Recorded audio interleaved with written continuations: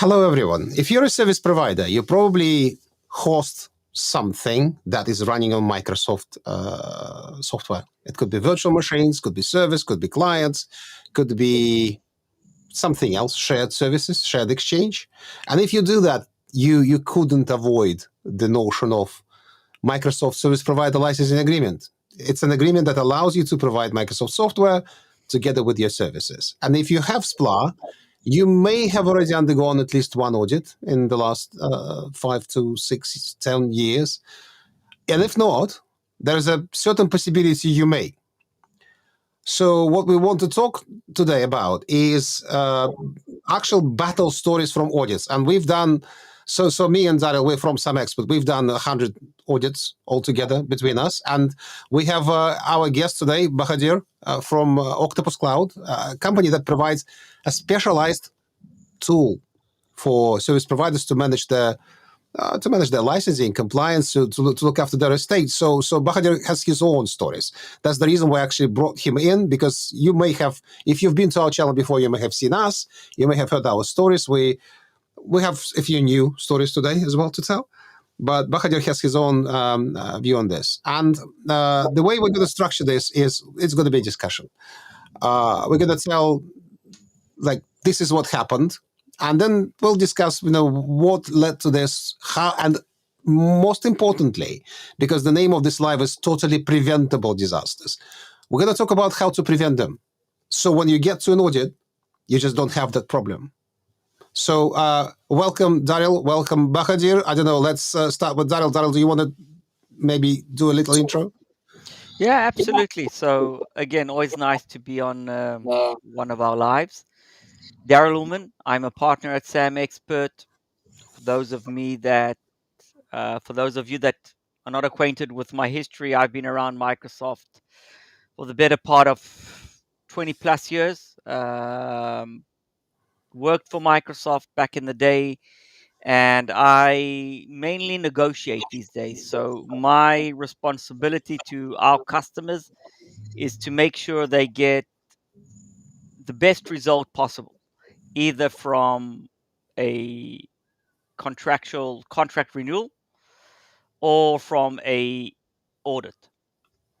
So I'm here for you today.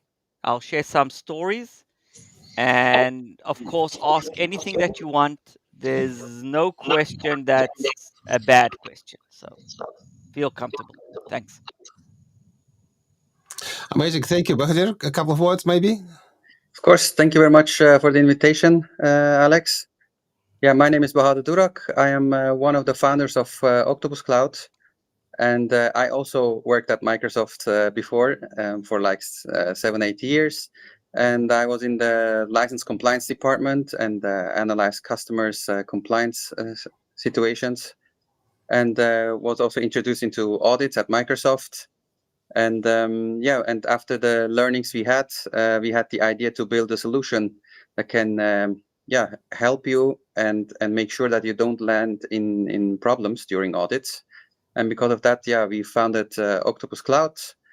Today, we work together with over 300 service providers that are using our tool. And we are a really specialized team in Microsoft SPLA.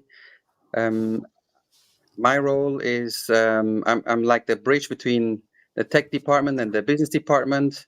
Together with Jihan, I also built the Octopus Cloud Intelligence, or the licensing intelligence of the tool. We also received from KPMG a certification, or we did an assessment together with them to make sure that our algorithms are correct, or that they interpret the use rights correctly and convert the data to correct licenses at the end of the day. And I also saw a lot of audits, and I'm really looking forward to this conversation so that we can give much value to our audience today. Thank you. I think okay. Who wants to start? Daryl, do you want to start? Bahadir? Yeah. I can start. I can start. What's the story? Because your stories are from the negotiation perspective, aren't they? Yeah, so my stories are less technical. They more call them the last round of an audit process.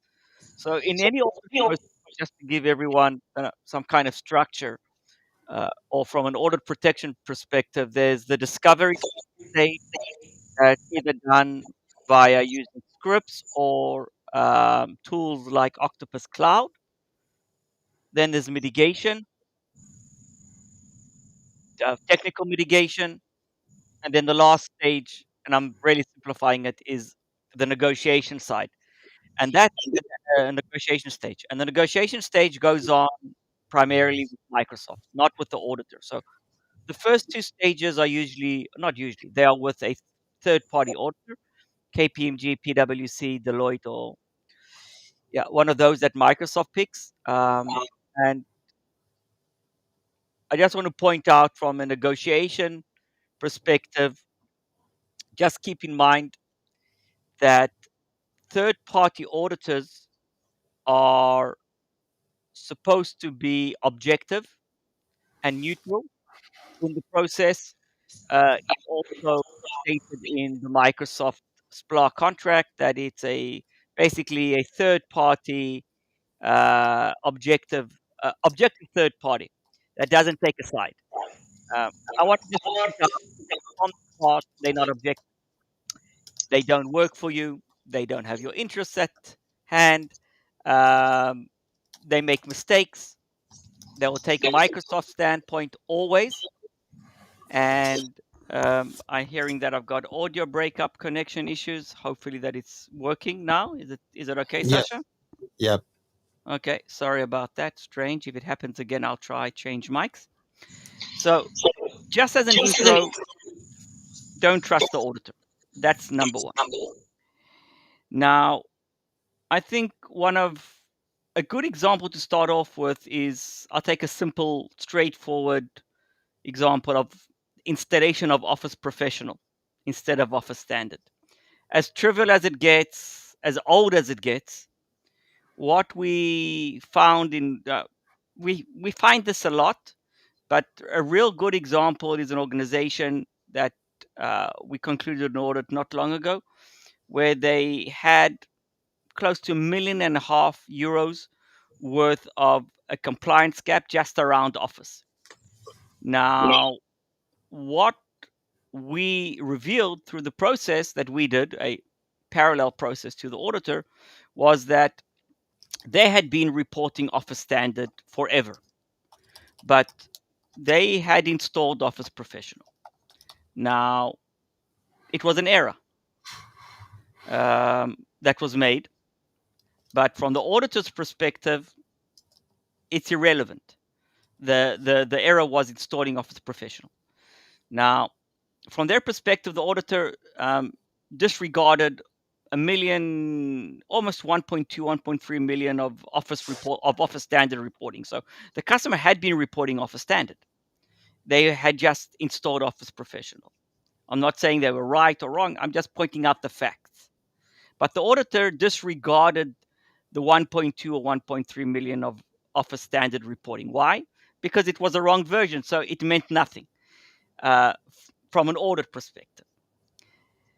When we got to the stage of negotiations with Microsoft, one of the first things that we put on the table was our customer had paid a large amount for the use of Office. Not the right version. Let's discuss why they reported the wrong version. Let's not disregard 1.2, almost 1.3 million of reporting.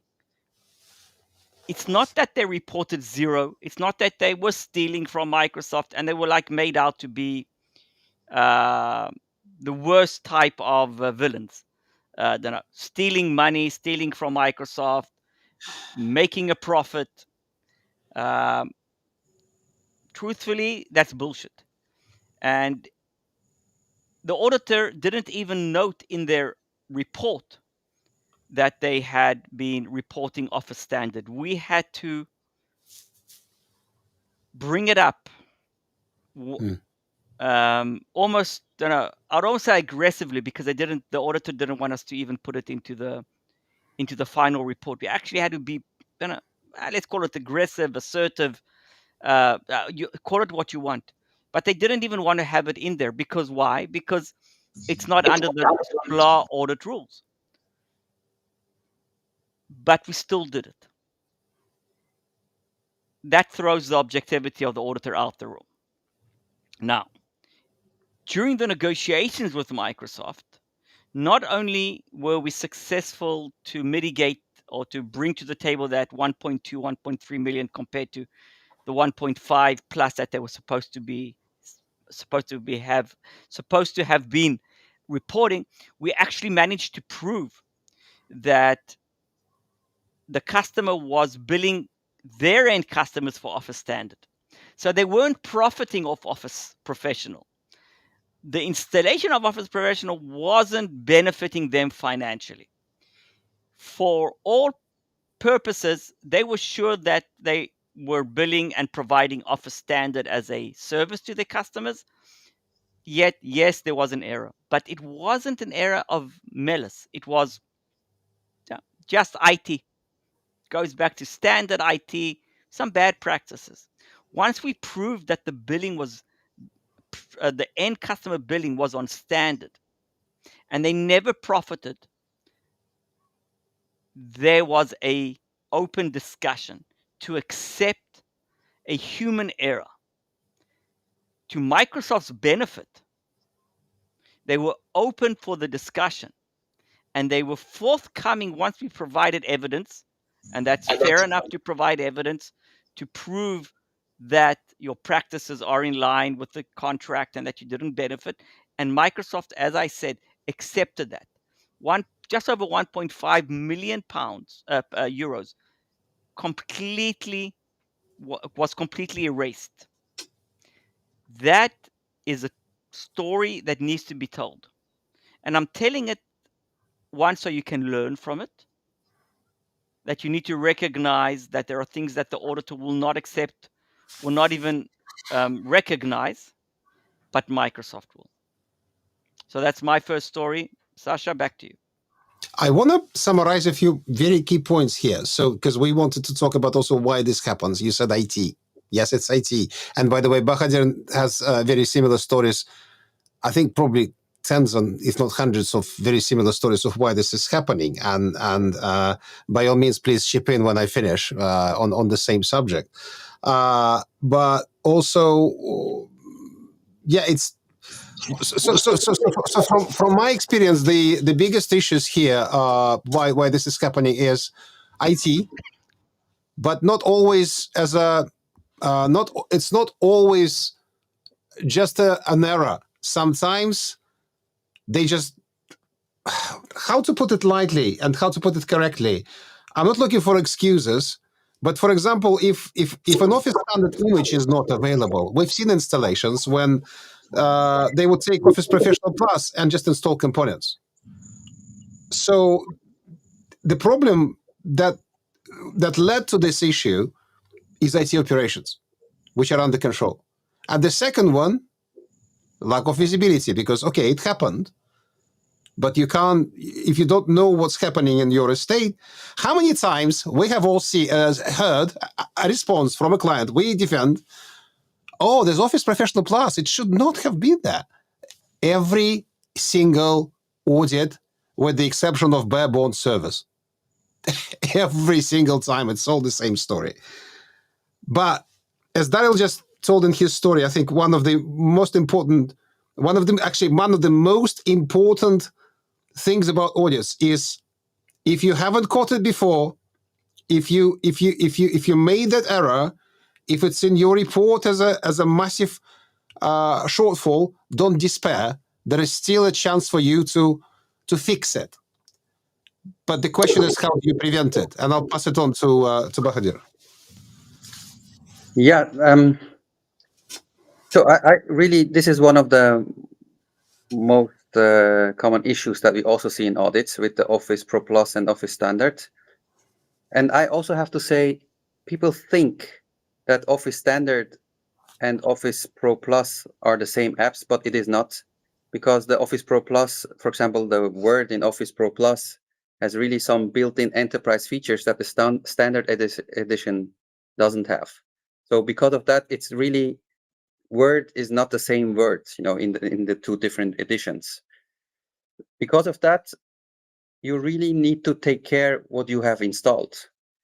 And the only way I know in finding this out is really through data collection. So you need to scan, you need to run scripts, run tools, whatever, but you need to do an effort to really create transparency. Otherwise, you never discover that.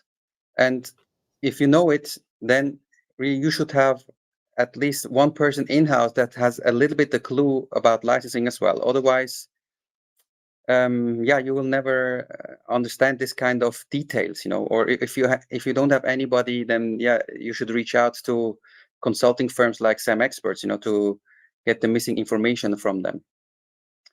But we see a lot, or SPLA partners installing Office Pro Plus, blocking some apps, and licensing Office standards, and don't realizing that Microsoft will count Office Pro Plus licenses at the end of the day. And we have really just a recent example here in Switzerland, where we have 1 million shortfall in the ELP that the auditor handed over to Microsoft because of this issue. So around 9,000 users had used components of Office Pro Plus, but the service provider licensed Office Standard.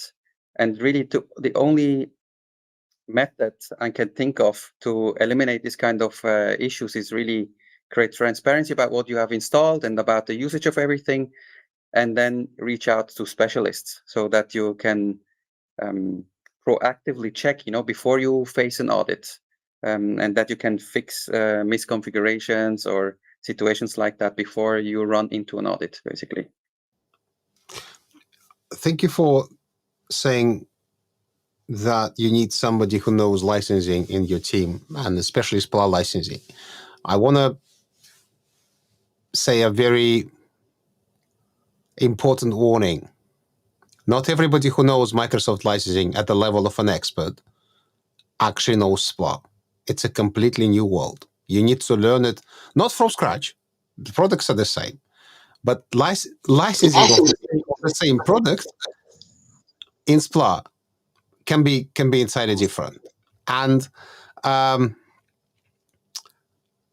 have a couple of stories related to that, and not only about licensing specific products. I don't want to talk about licensing specific products. It's more about understanding the concepts of SPLA entirely. So in my history, the scariest case, and I'm talking 9 figures in the preliminary report, 9 figures. Imagine that.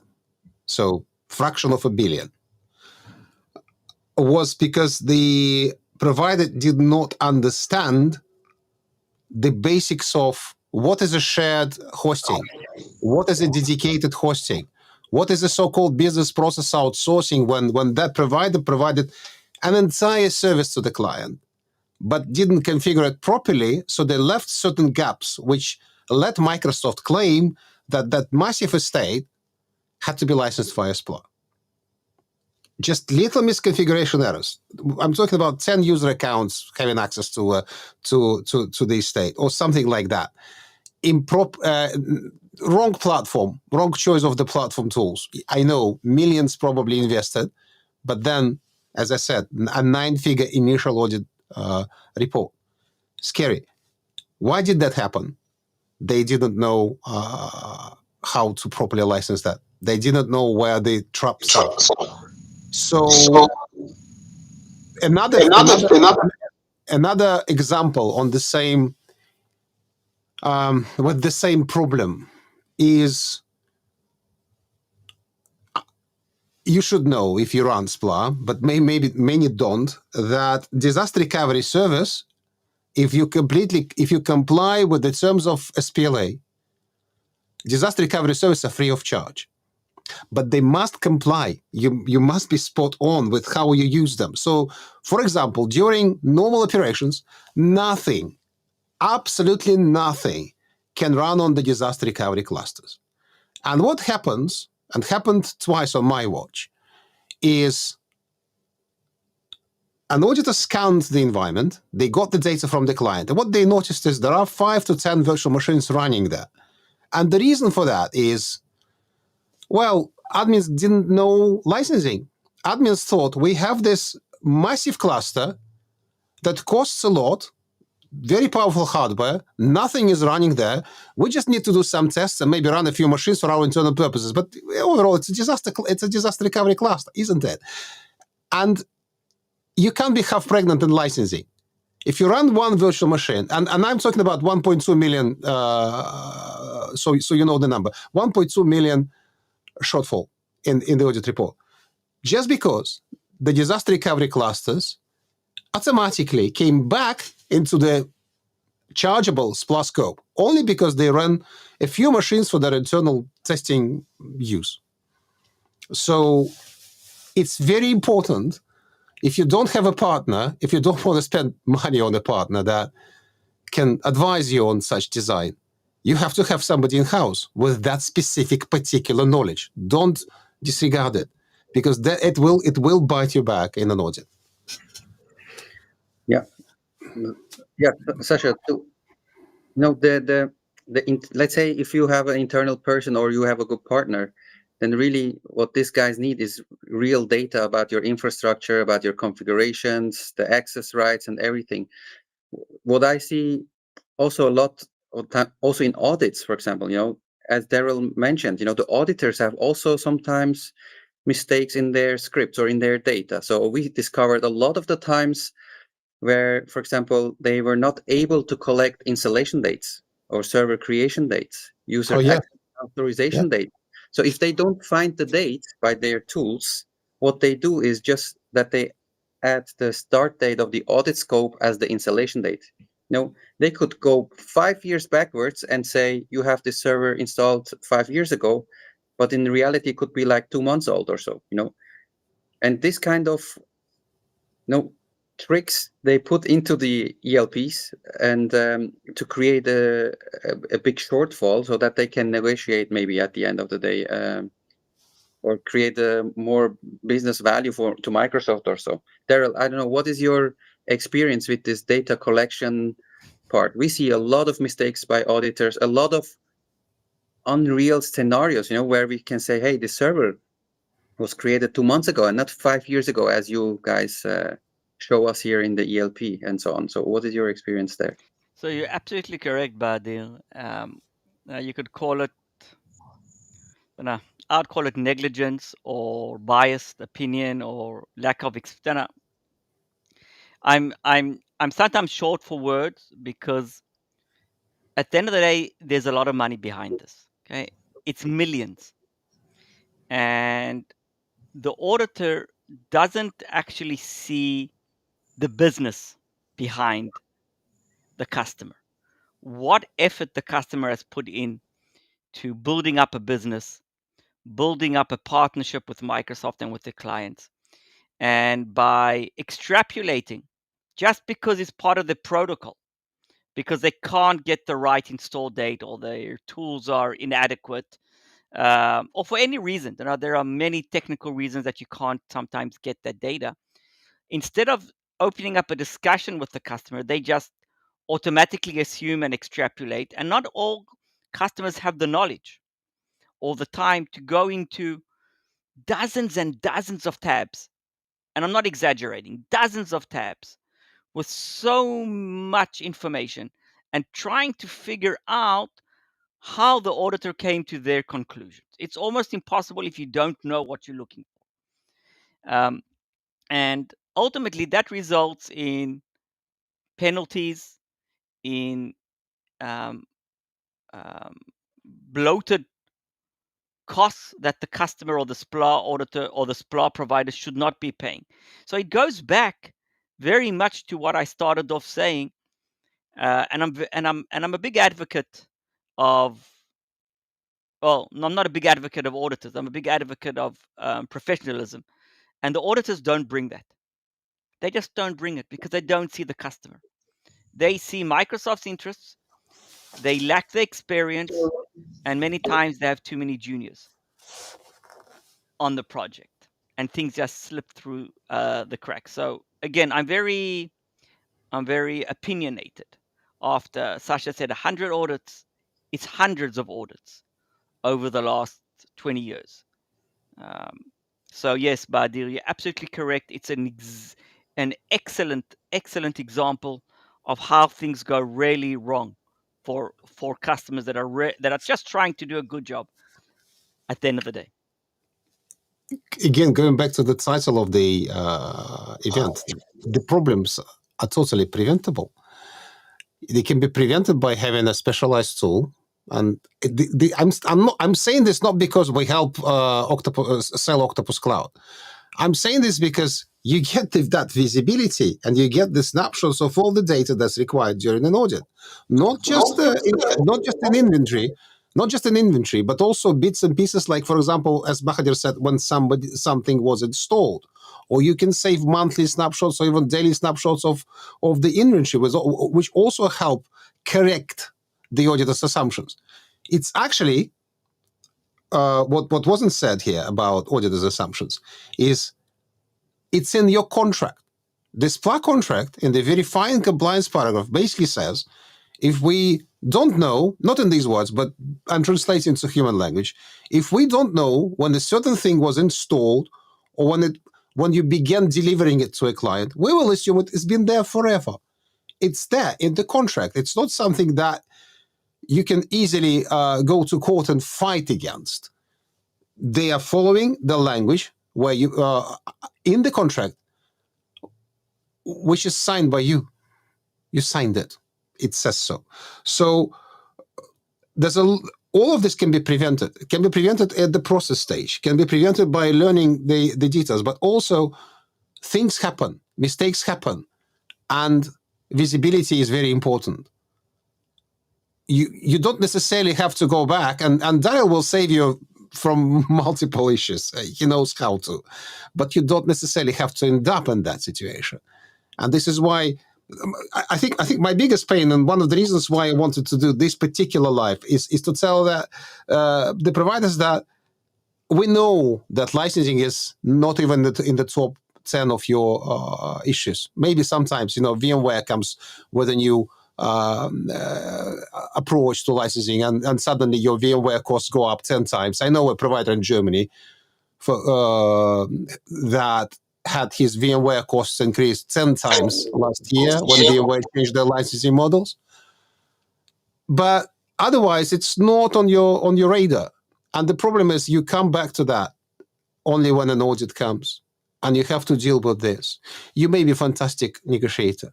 Do you want to be in that place? Or do you want to just give them the data, them looking at the data and saying, you know what, we think everything's fine. You're in control. So yeah, if Daryl, do you maybe want to tell another story, or shall we pass the mic to Bahadur? Let me start a story, and then I'm sure that Bahadur can add on to that. I want to give you another story around reporting. Actually, I want to take it I want to take a different direction. So when an auditor provides the ELP, the effective license position document. Bad echo. I'm not sure if it's coming from me or for someone else. Fixed. Thank you. Okay, thanks. So they go back, as the team here just said, 36 plus months. So 3 years to 5 years. Now they go and they provide you with a beautiful Excel sheet with 36 months of reporting. Crazy reports. Now, what they look at from a reporting perspective at what appears in the Microsoft system, or what was reported by the reseller. So the reseller has a responsibility, once you provide them with the report for that specific month, to enter it into the Microsoft systems. Now, there are cases, and there are many reasons for that, that the reseller postpones the entry of a certain month. So, for example, I'm a service provider. I provided a report on the 5th of May, and the reseller, for whatever reason, entered the report on the 28th of May. So they missed a month. So, but it's the same month. But from a reporting perspective, they missed a month. Now, it looks okay if nobody's checking it because you got, as a service provider, you got your invoice on time. It was reported to Microsoft, so Microsoft got the money. So everybody's like happy. When you have the audit, the auditor will note that specific month of May as zero reporting, meaning you didn't report anything. So whatever you were using is a minus. Now, there's a so-called surplus in the next month that should be mitigated against. So the June is going to be double because just say they did report on time. So June is going to be like a double quantity, and June and May is like zero. So one would think that the auditor sees this, okay? They have full visibility, that the auditor would raise a flag and say, oh, well, we can see that in June you've got double counts and double reporting, and in May you have zero. Maybe there was a human error. No, this goes back to what I said at the beginning about auditors. No, you've got a minus. That minus times whatever cost is for that month, that's what you owe them. Again, and that goes to Microsoft. You need part of your exercise, if you have missed that and you don't, and it's just part of the history, you have the responsibility to go line by line and understand what happened. You have the responsibility to go back now and look for the invoice date and when you sent that email to the reseller, and now go prove when you have the meeting with Microsoft, because the auditor won't accept it because they are objective, of course. So they won't accept it. You have to wait for the negotiation with Microsoft and then bring again evidence that you actually sent an email, that the invoice date was this and this and this. And again, we've seen cases where the service provider missed it. Well, missed the point and actually paid penalties and back payment on something they shouldn't have. Hundreds of thousands of dollars or euros. So that is another story, and this is why, again, I'm going to maybe just turn it over to Badir, because this is where a tool that, again, I'll say Microsoft doesn't provide tooling. You have to go to a third party to actually manage something Microsoft is providing in order to make sure that those errors don't occur because everything's in one system. So, Badir, what are your thoughts about that? I do you hear me, Alex? Yes. Okay, great. So that's a very, very big point in audits that we see as well. And especially during the last couple of years, where a lot of service providers also acquired other service providers, or that they merged into a bigger group. What we see, or, for example, if you give us an example, please. Give us an example. Yeah, so I know, for example, a couple of service providers in Germany, they were acquired by an Italian service provider. They become a group. I'm not sure if I'm allowed to mention names, so I don't want to mention names, but they're like now 15 service providers became one service provider. And they have, of course, now locations all over the world. And of course, you can buy licenses also in the US, for maybe better pricing reasons, whatever. But if they do the audit here in Europe, maybe they don't have all your reportings from different regions. It could be Asian operating system, US operating system. They maybe don't have provided all the necessary data to the audit back to the auditor. And we saw really a lot of the times where the auditor just had not the right reports at all. They were not existing. We needed to show them the agreement numbers and everything so that they can go back to Microsoft and request the agreement information as well as the reports under this agreement. And by that, we eliminate really a lot of the shortfalls. Really, I have sometimes also the feeling, everyone expects that Microsoft has its operation under control and everything is correct and so on. But in reality, I can tell you this is not true. I'm sure, Sasha, you discovered that as well, right? Also with license mobility cases, where we see a lot of problems in Microsoft's operations, and which has nothing to do with the service provider, and you miss information, and you could pay millions of penalty for no reason. Here's a story for those who are not aware, our viewers. A provider submits a report to SPLA reseller. So there's an intermediary between Microsoft and the provider.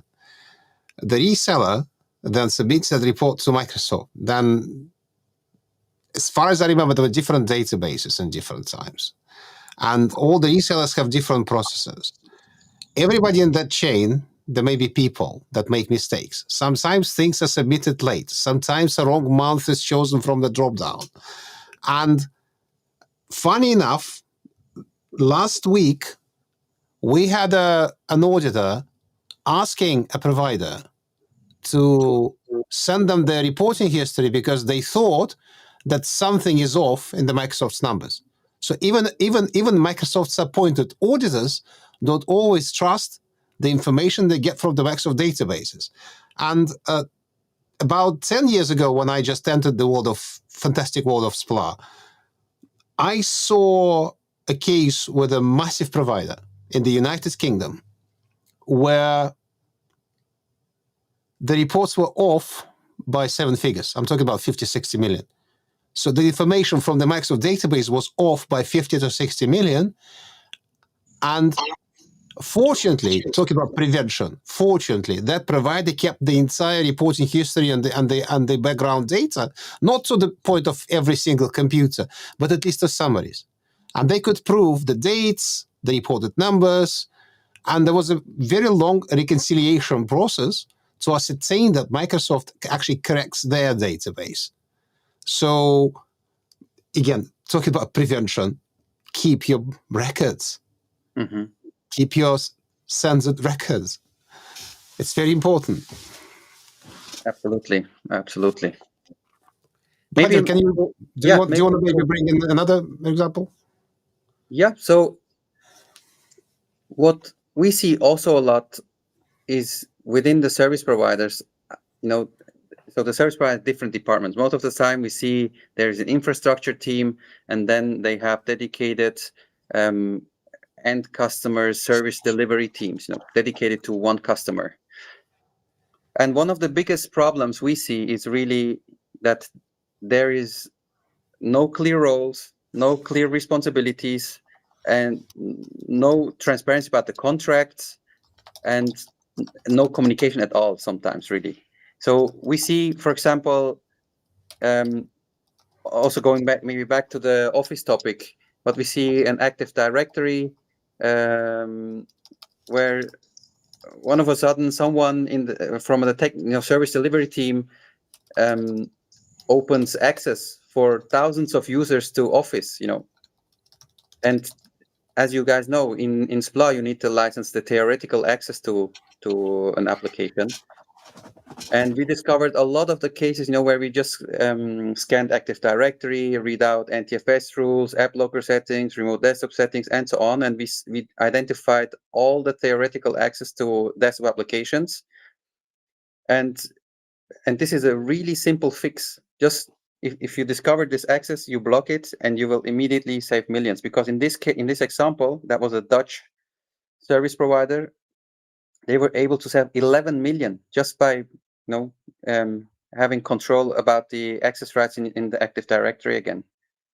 But again, you need a tool to really discover all this kind of issues. You cannot trust, so to say, your internal operations or so. Or if you do, I really recommend, again, reaching out to SPLA experts, to SAMexpert, to really like an independent internal audit, before you land in a real audit, to prevent surprises like that, I would say. What is your experience, Sasha? I can't disagree with anything you're saying. My experience confirms that. If somebody... but I would... No, I was going to jump in. Sorry, on this. No, please carry on, yeah. So you want to just continue what Badil said. While we are self-promoting ourselves on the screen there. I love it. So yeah. So please click order now. That's like the American way. Special pricing for the participants of this webinar. There's another. There's something else that we've recognized, and it's not to do with the audit. It's to do with just losing money by the service provider. And that goes back to what Badil pointed out, the disconnect between operations and between sales. So what happens many times is that a customer is onboarded, provisioned, and there's like a beautiful invoice for exactly what he ordered. Now, for whatever reasons, and there are many different reasons, the customer continues to increase their requirements. Either self-provisioning, usually then it's automatic, but many times it's not self-provisioning. It's by sending an email or some kind of change request, and they're asking for additional Office installations, RDS access, additional SQL, Windows, I don't know, whatever you want. And that gets routed to the operations, either directly, sometimes, again, each organization is different, and is provisioned. But somewhere there's like a breakage where the customer is not getting invoiced for that additional requirement. But operations has installed it, provided it, and now is reporting back to Microsoft. So there are actually cases where we've seen where customers are they're not even overpaying. They're paying the correct amount to Microsoft, but because of internal processes broken, they're not invoicing the correct amount to their end customer. And that is an area of that's negligence, because an organization is losing money. So SPLA management, let's not get confused. It's not about just preparing for the audit. It's not just about good IT operations that we've discussed. It's about actually making money in your business and not losing money.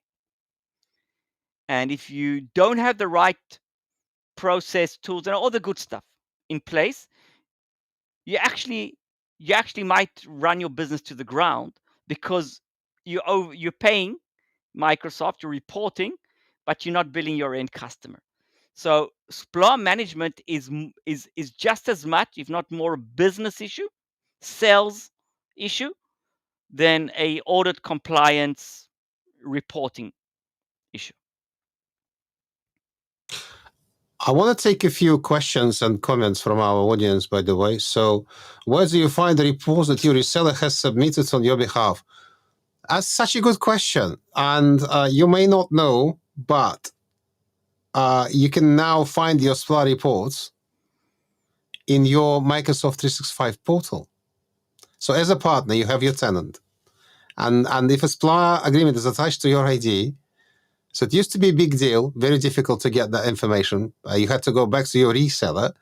Now this year we worked with a few providers who just gave us that data from the Microsoft 365 portal. There's no one export button. You have to actually open each and every report and then download the CSV, but it's totally possible. So you can verify that. Another one I wanted to take is just confirming our words Helmut said. The auditors should accept all documentation presented by the customer and add those complaints proof to the audit results. Exactly.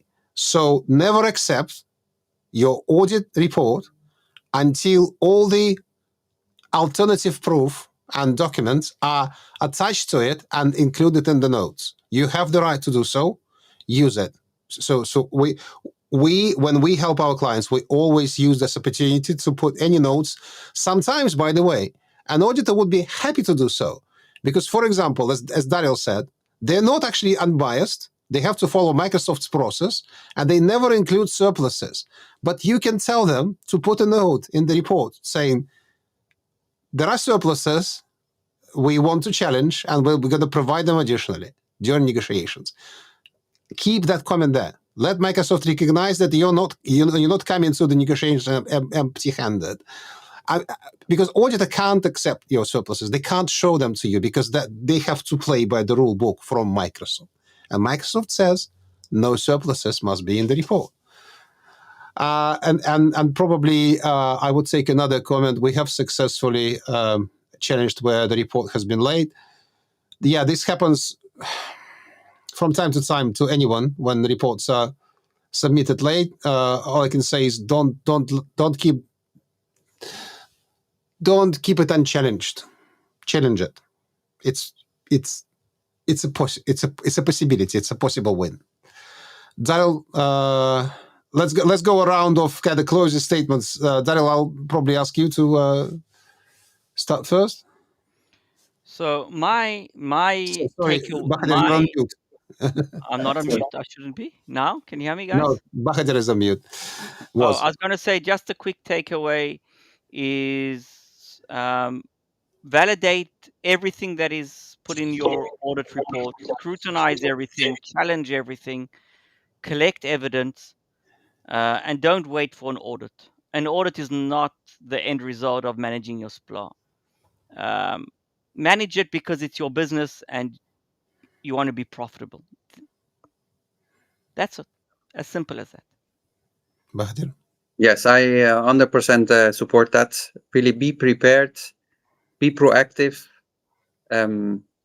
see the internal audits as a chance to really improve from a profitability perspective, from a compliance perspective, cost-saving perspective. You can do a lot of different things with the data as well, not only audit preparation.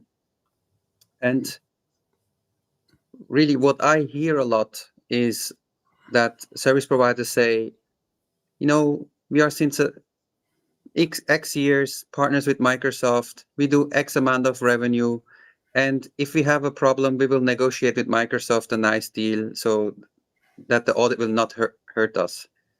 Please stop thinking like that, really. This is also my recommendation. Microsoft has different departments with different interests, so the audit department is really measured on revenue, so they will try to get as much as revenue out of you. It is not the same department as partner account management, so they have maybe different interests and so on.